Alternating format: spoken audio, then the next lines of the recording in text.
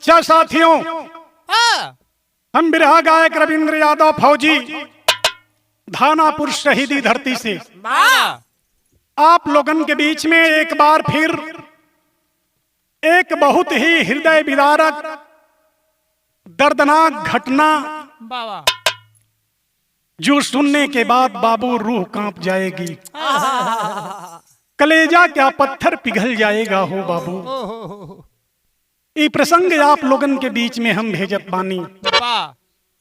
अजय लाल यादव भाई के देख रेख में हमके आशा ना पूर्ण विश्वास बा कि आप लोग बिरहा के जरूर पसंद करब, हमके प्यार दुलार आशीर्वाद देव। 4 लाइन भूमिका के अंदर कवि जी भाव लिखलन कैसे मास्टर आवाम।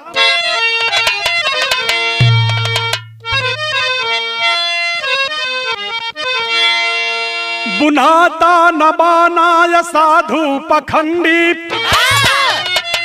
फसाया है भरमा के माया में सबको। दुखियों के दुख को करूं दूर क्षण में, अवतार हरि का बताया है सबको। पिन्हे सूट बूट टाई परफ्यूम लगा के, प्रभु जी के महिमा का गुणगान करता। अरे हुआ कि अब हुआ हादसा हाथ रस के अंदर, धरा रो दिया आसमाया भरता।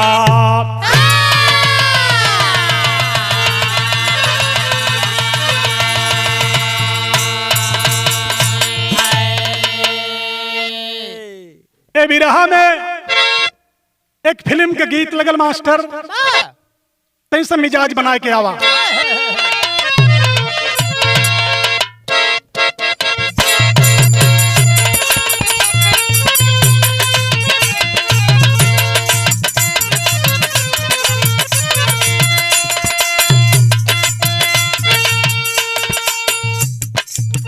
कब आओगे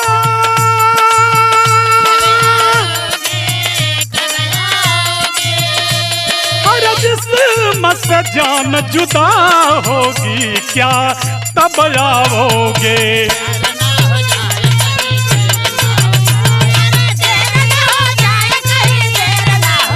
जाओ जाओ।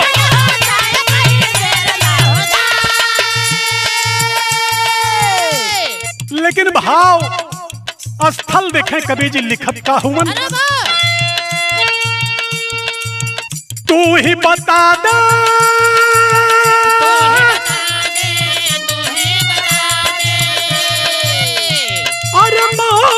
के मंजर पे क्यों हंसता राज सुना दे।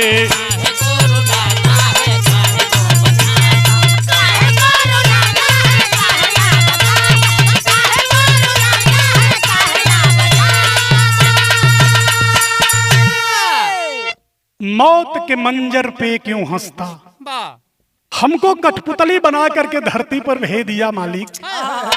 लेकिन जब कोई गम पड़ता है, दुख पड़ता है, तो तुम चुप्पी साध लेता है। क्या तेरी करिश्मा है, क्या तेरा इरादा है। बिरहा का शुभारंभ हो गल मास्टर, जैसे भाव लग गई।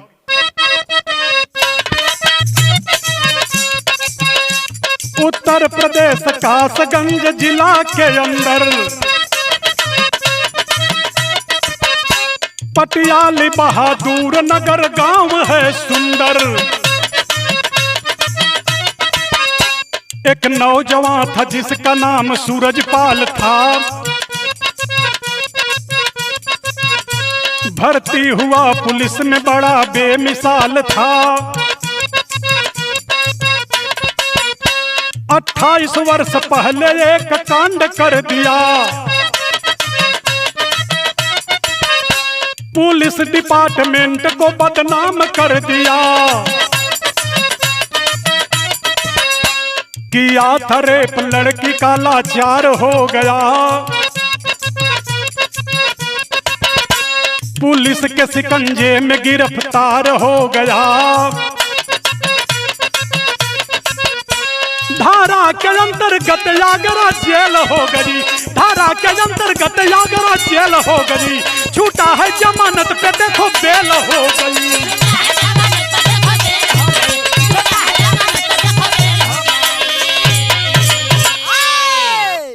इस बात के समझ लेवल जा बाबू। उत्तर प्रदेश जिला कासगंज पटियाली के पास में एगो गांव बाजो ने गांव का नाम बतावल गिल बहादुरपुर। ओही बहादुरपुर गांव के रहे वाला जेकर नाम बा सूरजपाल। सूरजपाल वही गांव में गुजर बसर भइल, बड़ा भयल सिविल डिपार्टमेंट में पुलिस के इंटेलिजेंस विभाग में खुफिया एजेंसी जेके कहल जाला भर्ती हो गया। भर्ती होने के बाद नौकरी करने लगा, समय गुजरता गया ए बाबू। लेकिन आज के 28 साल पहले एक लड़की के केस में फंस गया, बलात्कार के केस में फंस गया और पुलिस डिपार्टमेंट पकड़ करके आगरा जेल भेज देती है। जेल में जाने के बाद में जमानत पर छूट जाता है और जमानत पर छूटले के बाद में फिर मुकदमा दायर कैले। अब मुकदमा दायर कैले के बाद में नौकरी के पहले बाद सूरजपाल हो बाबू, जब नौकरी के पहले बाद कुछ दिन काम कैले, नौकरी कैले, लेकिन मन नहीं लगत बा नौकरी में। और जब नौकरी में मन ना लगा था तब विचार बनौले कि ऐसे कुछ होए जाए कि ना, डिस्चार्ज लेला, कुछ दूसर काम करा जो में शान शौकत होखे और डिस्चार्ज ले लिया। घर पर आया है सूरजपाल, विचार बनाता है जी करना क्या चाहिए, किसमें ऐशो आराम होगा, किसमें शोहरत मिलेगी, किसमें धन दौलत मिलेगा, कौन धंधा करे कि खूब चले। तब बिरहा में एक रंगीन मिजाज का गीत लग गिल मास्टर हवा।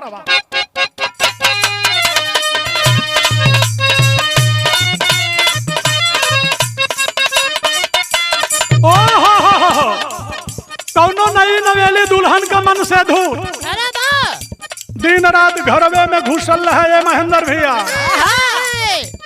मेहरुआ के पीछे पीछे लगल है, कबो बेडरूम में कबो किचन में, संगवा से बहरे निकलबा नहीं करे। जब देखा तब घरवे में। आखिरकार मेहरुआ अपने मन से धुर से कहले, का कहले, एहो बलमुआ कमाल करेले,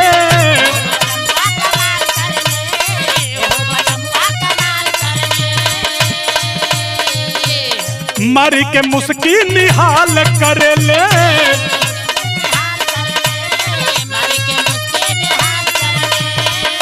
रउआ के चुम्मा चाहे, रउआ के चुम्मा चाहे, राजा कवनो हाल में का, रेजा कवनो हाल में,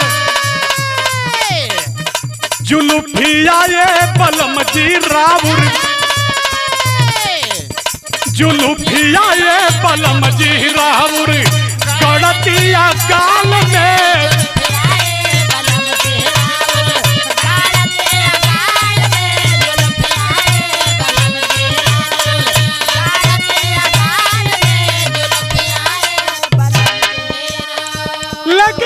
सूरजपाल का कैले बाबू मूड मिजाज बनावा था जो कमन धंधा करे के चाहिए। सोच गई कि यार कुल तमाम प्रकार का धंधा ठीक नहीं बा, अगर धंधा करे के है तो आजकल बाबा में बड़ी रुपया है, काहे नहीं साधु बाबा बन जाई। लेकिन सोचा था कि जटा जूट वाला बाबा, गेरुआ वस्त्र वाला बाबा, झंड कमंडल वाला बाबा, ये कुल तो बड़ा पुराना रास्ता है, पता नहीं इनमें सफलता मिली कि ना मिली। बाबा बनी तो एक अलग बाबा बनी। तो बाबा बने के विचार बनावा था उस सूरजपाल, का बनावा था,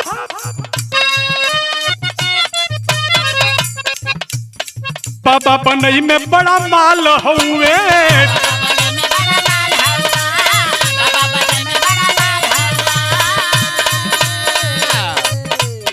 बाकी का धंधा कंगाल हुए, कंगाल है कंगाल।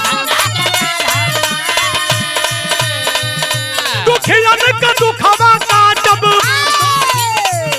दुखियन का दुखवा काटब, हउवे आसान में हो, हउवे आसान में।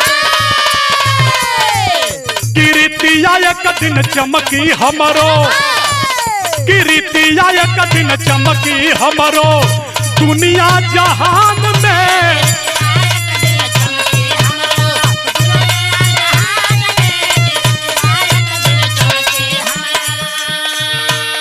बड़ा माल हो, यह रास्ता अपनाई सबसे बढ़िया बात बा।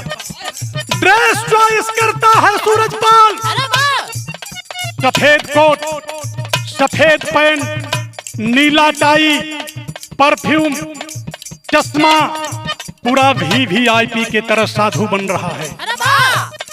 और ड्रेस चॉइस करने के बाद बाबूजी वो सूरजपाल आगरा पहुंचता है। एगो कोठरी बाबू, कोठरी में आसन लगौले। कैसे हो? आगरा कोठरिया में, आगरा कोठरिया में आसन लगवाले।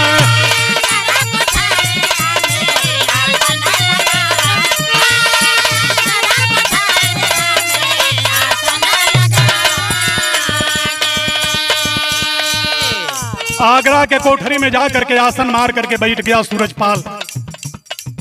दिखाई बाबा बनत, यही के कहल जाला एक थे असली बाबा, एक थे नकली बाबा, एक थे कतली बाबा। ये तीन तरीका का बाबा होलन। एक थे जो मन असली बाबा होला, उनके धन दौलत महल अटारी सोशल मीडिया रुपया पैसा कोनो चीज से मतलब ना है, सिर्फ तार जुड़ा है उस परम पिता परमेश्वर से। लेकिन एक थे नकली होला, जमन ऐसे बाबा होला खून करी है, जमन जमीन हथियाई है, लेकिन के साथ दुर्व्यवहार करी है, और बाद में बाबा बन गई है। हरि बारदान दिहले, हरि बारदान दिहले, घूम घूम बतावाले।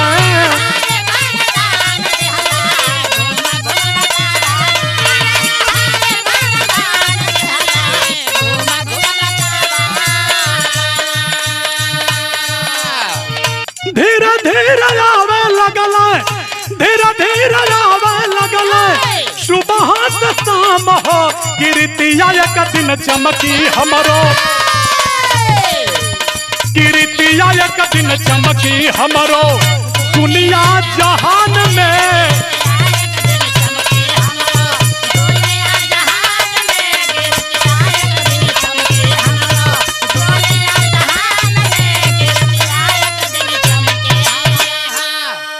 हे बाबू आसन मार के बैठल लगल घूमे, बाबा तो बन गई, लेकिन पजरे आई के कैसे लोग जनी है तो घूमे लगल, अगल बगल घूम के कहे लगलन, अच्छी अच्छी बात दो चार लोग के लेके बतियावे लगलन, अपने माया के जाल में फंसावे लगलन।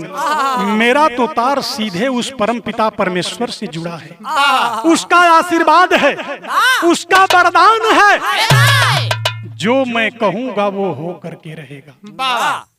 व्यवस्था बढ़ावे लगल, दुखिया बेचारी मेहरारू पहले होली, केहू के बेटवा ना होत बा विजेश, केहू अभागन बा, केहू सुहागन बा, केहू को कोखे मारल बा, केहू दुख दर्द पीड़ा से परेशान हो, तो बाबा के पास पहुंच जाए।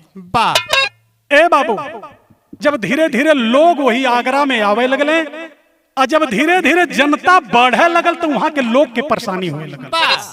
जब वहां के लोग के परेशानी होए लगल, तब बाबा सोचत हूँ यहाँ बड़ा दिक्कत होते, कुछ अलग कैल जा का, व्यवस्था कुछ बढ़ावल जा का। तब बिरहा में एक थे तर्ज लगल मास्टर, यहाँ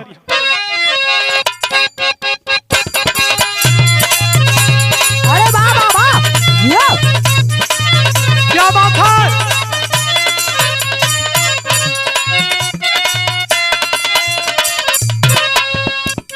गजरा कटार हो ईश्वर हो सिंगरावा, अरे गजरा कटार हो ईश्वर हो सिंगरावा, सखी रे पिया वैले करीला।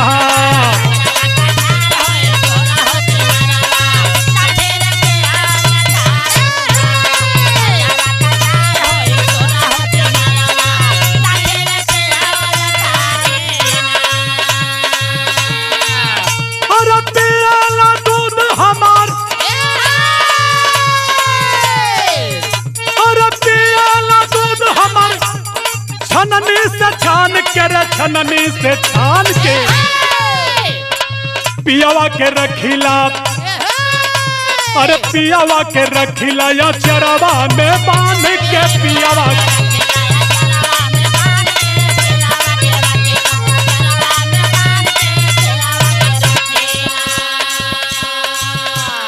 लेकिन भाव स्थल पर गौर करिहन वो बाबा को दिमागी हरकत दिमाग में का जबन के बैठावत हुन बाबा अब कैसे लोगन के चर्चा देखून कैसे चर्चा करत हुन का बतावत हुन अच्छी अच्छी बात मीठी मीठी बतिया में सबके फंसवल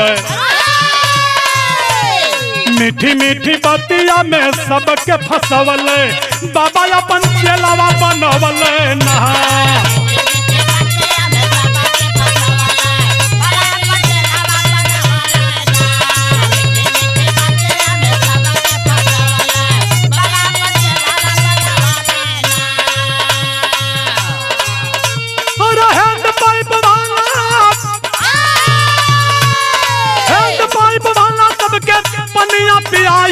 पनिया पियाई के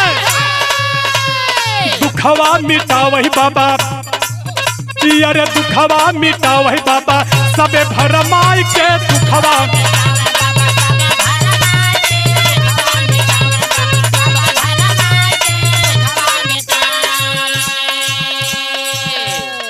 कौनो प्रोडक्ट ना है कौनो दवाई ना है कौनो उपचार ना है सिर्फ बाबा के मन का बात है बाहरे बाबा बाबा बड़ा की बाहबा बड़ा दिमाग लगौले मास्टर हैंड पाइप लगवा दे कहले बाबा का नाम लेके जे हैंड पाइप का पानी पी ये सोशल मीडिया से खबर आई है 4-4 5-5 6-6 हैंड पाइप लगवाया है बाबा जे ये हैंड पाइप का पानी पी बाबा के मनाई के ओकर दुख दर्द हो जाई दूर हो जाई दिखाई है अंधविश्वास है मुन्ना जनता फसल जाती धीरे धीरे बाबा के चंगुल में आवत है आ जनता का रेला भी बढ़त जाता धीरे धीरे भयल का धीरे धीरे हो गए लाखों लोग चेला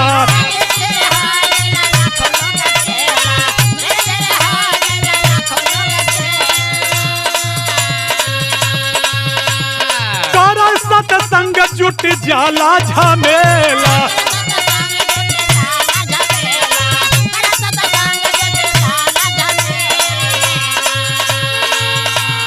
सुधरे जवानिया अरे सुधरे जीवनिया बाबा के डराई के बाबा के डराई पनिया पिया वही बाबा अरे पनिया पिया वह ढोंगी बाबा खुशी लाई के पनिया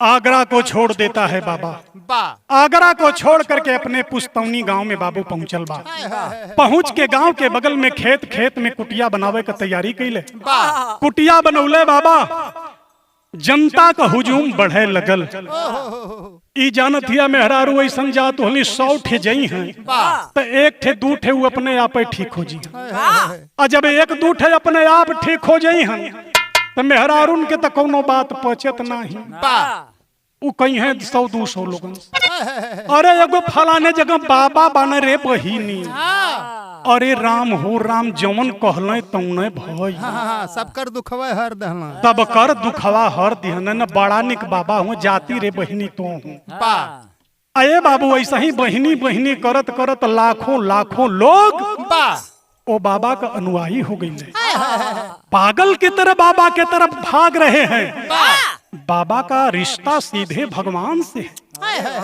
जो कहता है वो सत्य होता है लेकिन ये नहीं पता है कि जो मालिक ने इंसान बना करके धरती पर भेजा है वो भगवान कैसे हो सकता है लेकिन लोग फंसे लगले बाबा जब फंसे लगले तो 2 जुलाई के बाबू हाथरस में बाबा का आयोजन रखल गया हाथरस में जब आयोजन रखल गई तो जाकर के पुलिस से परमिशन लिया गया कि हमारे अनुयायी, हमारे भक्त लगभग में 80,000 आएंगे। परमिशन प्रशासन के द्वारा ग्रांट की गई और बाबा का आयोजन शुरू हुआ। जब बाबा का आयोजन शुरू हुआ तो जनता कितना वहां जुटा थे, हम बतावत थे बिरहा में थे तर्ज मास्टर।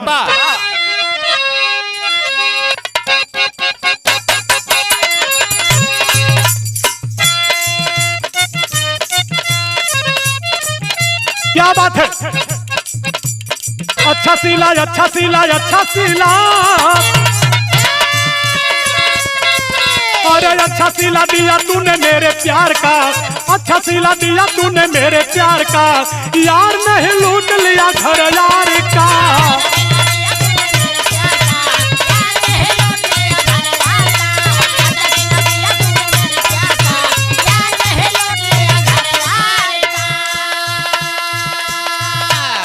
लेकिन हाथ रस के बगल में फुलरई और फुलरई में आयोजन भइल। जनता कितना जुटल है बाबा को, 2.5 लाख लोगों का हुजूम आ गया, 2.5 लाख लोगों का हुजूम आ गया। बाबा की बात सुन के सकून आ गया।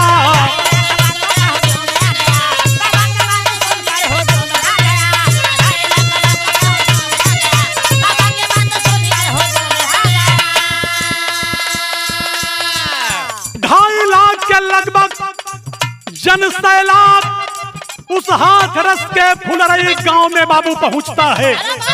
लेकिन विचार करने वाली बात है, प्रश्नवाचक चिन्ह है यहाँ पर। जहां पर 80,000 लोगों की व्यवस्था थी वहां 2.5 लाख। वो व्यवस्था में 2.5 लाख लोग कैसे रहेंगे, कैसे बाबा के प्रवचन को सुनेंगे। लेकिन बाबा पहुंचलन 11:30 बजे मंच पर। और जब 11:30 बजे मंच पर बाबा पहुंचल बाड़न हो भैया, का कहले, का बतावत हुन अपने चेलन से, दौलत, अरे दौलत महल अटारी नहीं साथ जाएगा।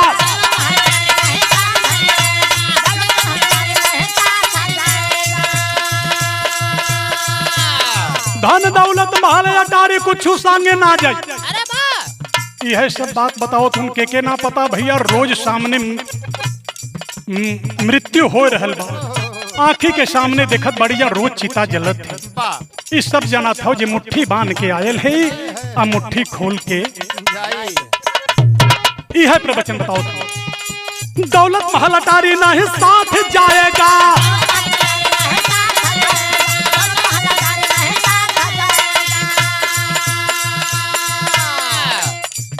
कर लो हरि भजन का यही काम आएगा।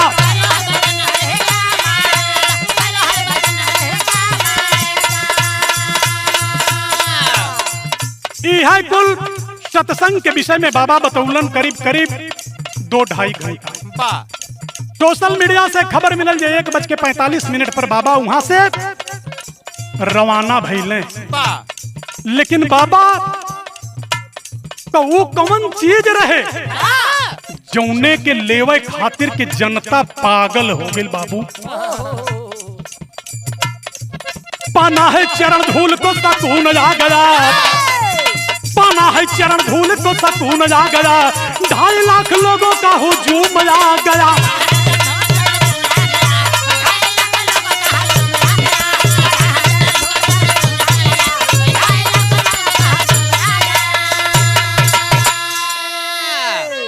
बाबा 15 गाड़ियों के काफिले से बाबू निकलता है। 80 किलोमीटर दूर मैनपुरी में बाबा का आश्रम है, वहां के लिए जो है निकल जाते हैं बाबा। जनता सोचत बा ए बाबा का तो सीधे भगवान से रिश्ता बाहू बाबू, इनके चरनिया का धूल मिल जात। चरनिया का धूल मिली कैसे? बाबा तो गाड़ी में बैठ के गई, लेकिन टायरों के धूल मिल जात, गड़िया का उड़ते धुलिया मिल जात, कुछ वो मिल जाते हम अपने मथवा पर लगा ले ती जीवन सफल हो जात। ये जनता बाबू सोचत है, विचार करिहन जहां पर 80,000 की व्यवस्था थी और 2.5 लाख लोगों का हुजूम, उस गाड़ी के पीछे चल दिया। जब गाड़ी के पीछे चलल बा बाबू, नतीजा का निकलल हो भैया, एक ठे बिरहा में तर्ज है यहाँ।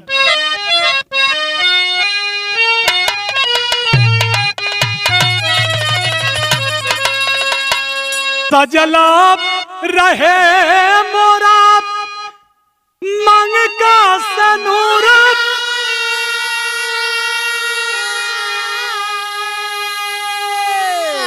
बबुआ खिलाता मोरे कोरावा,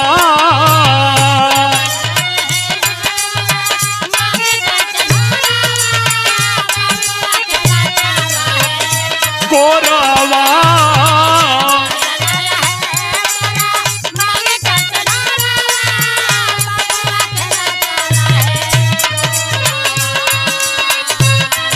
अरे ऐसन बरवा दिहाए बाबा, चमकत रहे रेती नोरावा।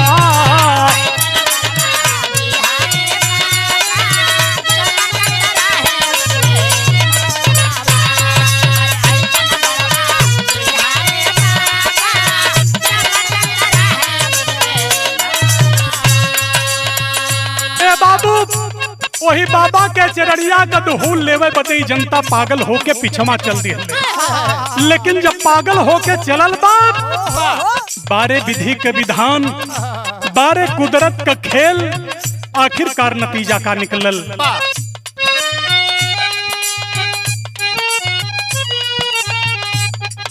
भगदड़ में विधि ना कर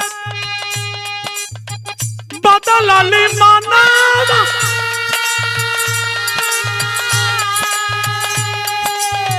आफत में पड़ले पारा न हो।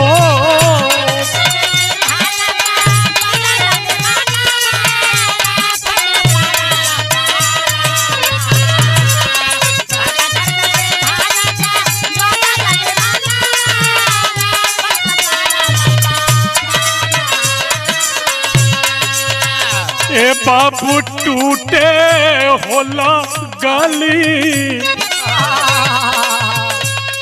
अरे टूटे लगली ससिया कटोरिया, अरे टूटे लगली ससिया कटोरिया, घुट घुट जाए लागल जान हो।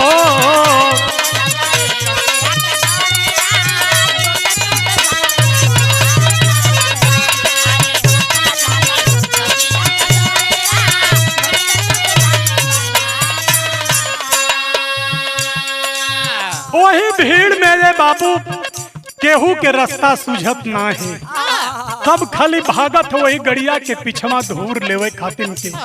बारे अंधविश्वास, धीरे धीरे पैर फिसलने लगा, धक्का मुक्की होने लगी बाबू। भैल का लाखों लाखों भीड़िया के चल दिहले रेला,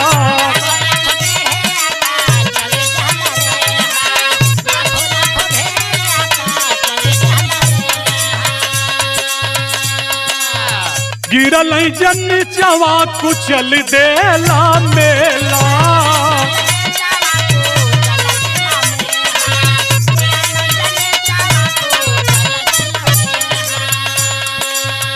मचल को हराम कहू, मचल को हराम कहू, तूने ना रुदाना नहीं सुनल भगवान हो।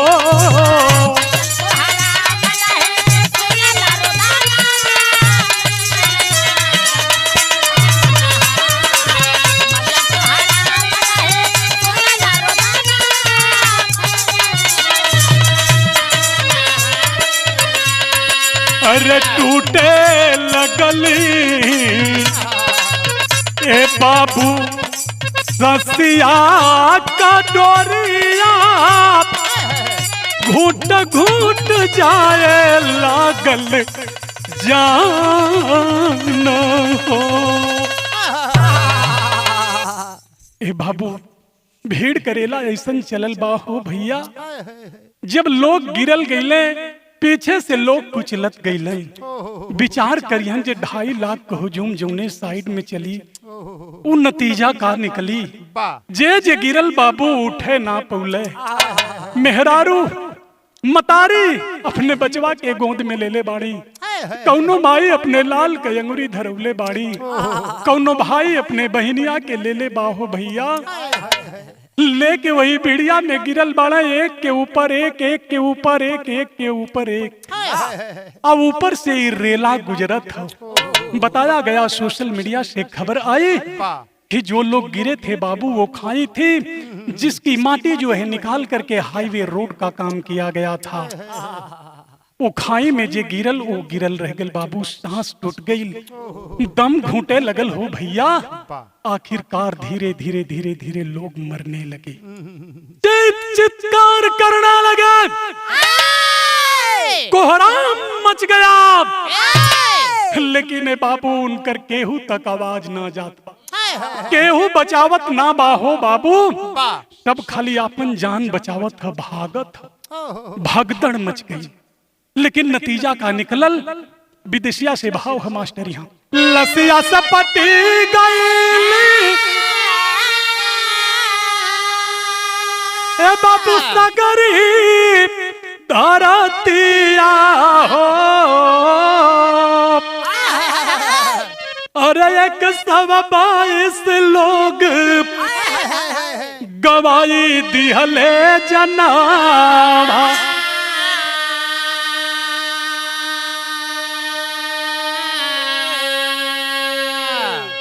122 लोग हो बाबू। ये घटना में धीरे धीरे दम के तोड़ दिहलन। लेकिन भैया के करे साथे के कर साथ छुटल बा। बतावत है कि कितनी सुहागाना के मंगिया धोवाई गईली। और कितनी मतारी अनक उड़ी गए सुगना।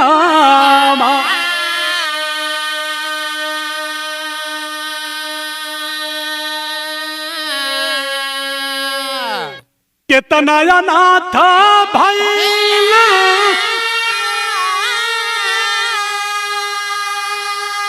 ए बाबू यही दुनिया में।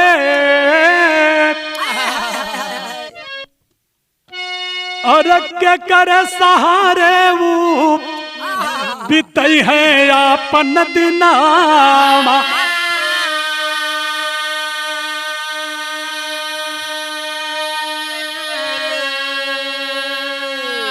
हाथ छूटे लगल हो भैया। एक दूसरे लोग अपने लोगन के खोजत बाड़ा। यही में बाबू खबर आइल बा, एक ठे बहिन बा अपने भाई के खोजत बा। आंख से झरझर झरझर आंसू चलत बा। हो बाबू भैया तू कहाँ गईला? खोजत है बाबू, आ कहत है कि खोजे ले बहिनिया और बिरनामा लुटाई गईले। और के करी कलाई राखी बनब सवनावा।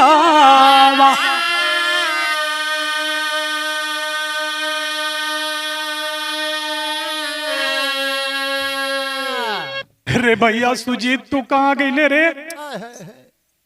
कहाँ छिपल हुए भाई? काहे न मिलत हुए? कहाँ हेरा गिले भैया? कहाँ लुटा गईले रे? पागल के तरह बहनिया अपने भैया के खोजत है बाबू। तब तक वही हाथरस कोतवाली गेट के सामने एगो छोट सा गांव बा हो भैया, जोने गांव का नाम सोखना बतावल गई। वही सोखना गांव के लोग यही सत्संग में आयल रहने। बाबू विनोद कुमार का पत्नी फुलई देवी, मतारी फुलई देवी, पत्नी राजकुमारी या 10 साल का बिटिया भूमि। यही सत्संग में गईलन। जब हादसा का खबर मिलल बा ए बाबू विनोद कुमार चल रहे अपने परिवार के खोजे खातिर के। हाँ, जब अपने परिवार के खोजे खातिर के चलन बाबू पूरा सत्संग एरिया में खोज घल बाबा कहीं कोई देखात ना बा, कहीं कोई मिलत ना बा हो भैया, रोवत हुवन बिलखत हुवन हो बाबू। भाव है पापट से मास्टर।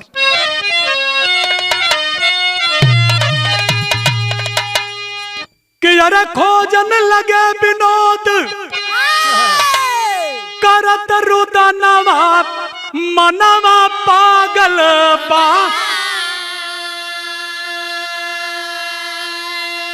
अरे नाही मिले बिटिया माई तू गनवा मनवा पागल।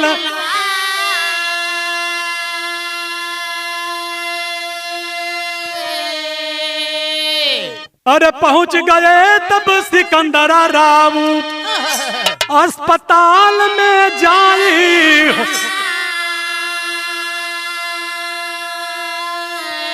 जहां सुतावल रहली धनिया बिटिया हाउ रमाई।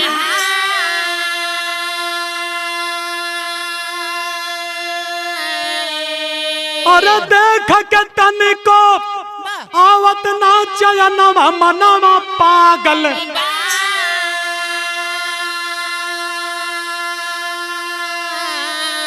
लूट गयल बाजे करे आज जहनवा मनवा पागल।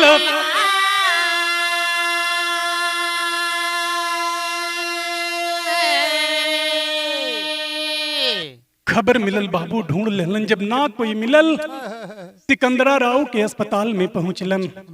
विनोद कुमार जाए के जब सिकंदरा राव के अस्पताल में पहुंचल बाड़न हो बाबू, देखत बाड़न मतरिया पत्नी 10 साल का बिटिया भूमि उजे सुतावल है, लाश के अंबार लगल बाबू। सब लोग परिजन अपने अपने लोगन के खोजत हुए लेके बाबू बिटिया के मतारी के अपने पत्नी के घरे चले का तैयारी कैले। सोचत बाणे कारे विधाता, बारे दुनिया के मालिक है, कैसा खेल खेल दिया तू मेरे साथ। मेरी तो दुनिया जहां लुट गई, कैसे 3-3 अर्थी का बोझ मैं सहूंगा रे विधाता। बस यही तू बता दे, सवाल करता हूं तेरे से। चलने बाबू, सारे लोग गम के सागर में डूब गईलन। तो बिरहा के शैली में भाव लिखे के पड़ल कवि जी कि अरे लाशों का जब अंबार लग गया, गम के सागर में तब डूब गया संसार। लाशों का जब अंबार लग गया, गम के सागर में तब डूब गया संसार। भाव है मास्टर आल्हा से।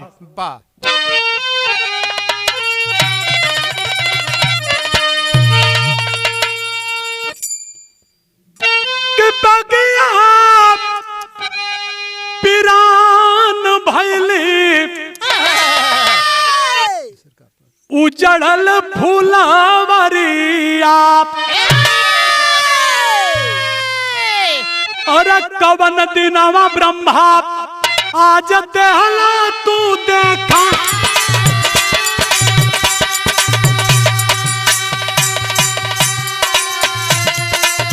कवन दिनवा ब्रह्मा आज देहला तू देखा।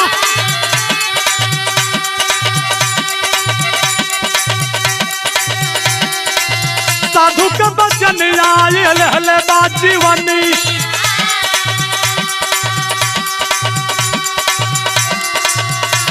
अरे कितनी घर का गई दिया नाम पूता।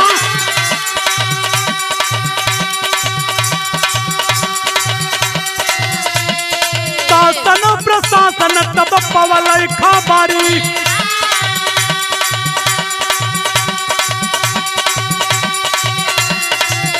अरे यूपी मुख्यमंत्री बाबा जोगी गैलया।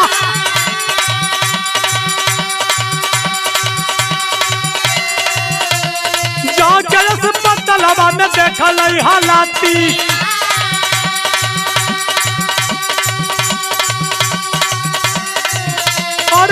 लाख रुपया कर दिहल साहा।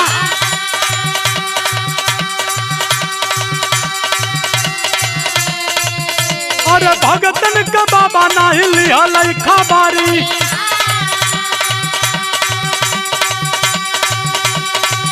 अरे फोन स्विच ऑफ करके देखा बैठल बा।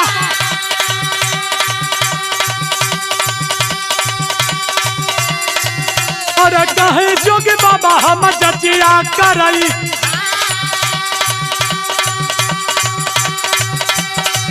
अरे दोषियन के देबै हम जेलवा पठा।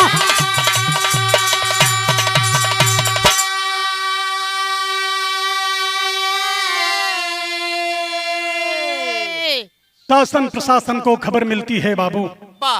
सोशल मीडिया से खबर आई। घटना के 45 मिनट बाद, 1 घंटे बाद एम्बुलेंस जो है पहुंची है। बाकी लोग अपने अपने लोगन के लेके भो भैया, कोई टेम्पू गाड़ी से, कोई मैजिक से, कोई लारी से, कोई बस से जान बचावे खातिर के अस्पताल में भागत हूं। ए बाबू, घटना का जायजा लेने के लिए उत्तर प्रदेश मुख्यमंत्री आदित्यनाथ योगी पहुंचते हैं। मृतकों को 2-2 लाख रुपए सहायता देते हैं। जितने लोग घायल थे 50,000 रुपए की सहायता देते हैं। और ये घटना कैसे हुई, ये भगदड़ कैसे हुआ, इसकी जांच कराएंगे, इसके तह तक जाएंगे और दोषी को कभी छोड़ा नहीं जाएगा, बख्शा नहीं जाएगा। लेकिन वो बाबा के का कहल जा, इतनी बड़ी घटना हो गई जे उन्हें लोगन के चक्कर में जे 10 रुपया देहले, 20 रुपया देहले, 100 रुपया देहले, 1000 देहले, 1 लाख देहले, दे के वो बाबा के करोड़ों अरबों का संपत्ति बनवा देहले। बाबा ऐसो आराम से 4-4, 5-5 आश्रम बना करके एसी में रह रहा है, लेकिन अपने भक्तों की खबर तक जो है नहीं लिया।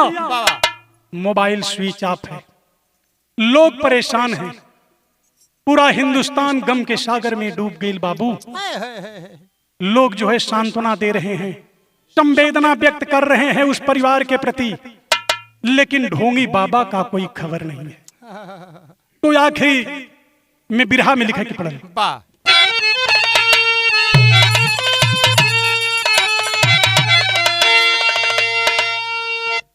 कि यार फैलल मातम चारों ओर,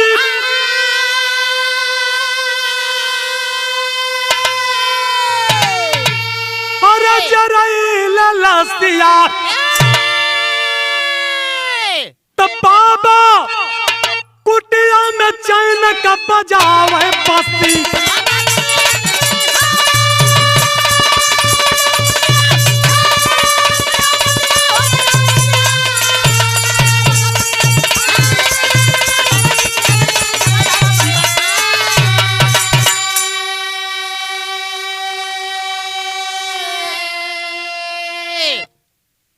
लिए बाबू हमार संदेश बा, अंधविश्वास को विश्वास न करें। ए लोभी पाखंडी बाबन के चक्कर में मत पड़ा। परमेश्वर एक है, हृदय में है, और हृदय में है तो हम कहीं भी उनकी भक्ति आराधना कर सकते हैं, कहीं से भी अपने भक्ति प्रकट कर सकते हैं। तो कहना है, अरे मनवा के मंदिर में हरि के बसायला, अरे घर में प्रभु के भजनिया के गायला।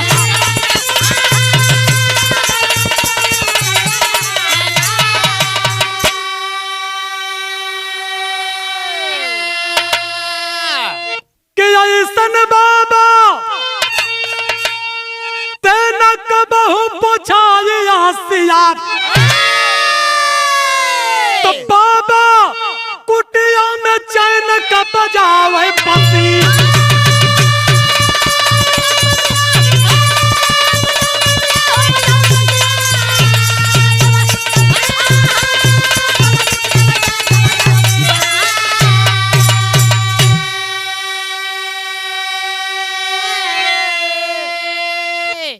स्वामी गुरु बिहारी पत्तू सत्संग बना है काल।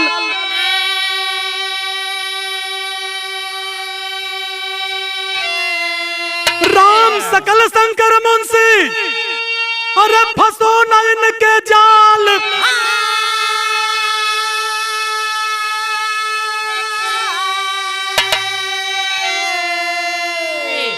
लाशों का जब अंबार लग गया